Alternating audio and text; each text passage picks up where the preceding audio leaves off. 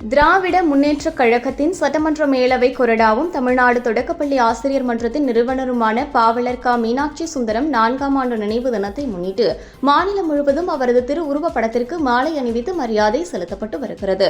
அதன்படி நாகை மாவட்டத்தில் தமிழ்நாடு தொடக்கப்பள்ளி ஆசிரியர் மன்றத்தின் சார்பில் தலைஞாயிறு, திருமருகல், நாகப்பட்டினம், கீழ்வேளூர் உள்ளிட்ட பகுதிகளில் அவரது திருவுருவப் படத்திற்கு மாலை அணிவித்து மரியாதை செலுத்தப்பட்டது. தொடர்ந்து அவரது குடும்பத்தினர் சார்பில் திருக்குவளை கருணாலயா முதியோர் இல்லத்தில் உள்ள முதியவர்களுக்கு காலை உணவு வழங்கி மகிழ்ந்தனர். கருணாலயா இல்லத்தில் தங்கியுள்ள ஆதரவற்ற முதியவர்கள் குடும்பத்தினரை வாழ்த்தி மறைந்த மீனாட்சி சுந்தரம் அவர்களின் வாழ்க்கை சாதனைகளை விளக்கி பேசினர்.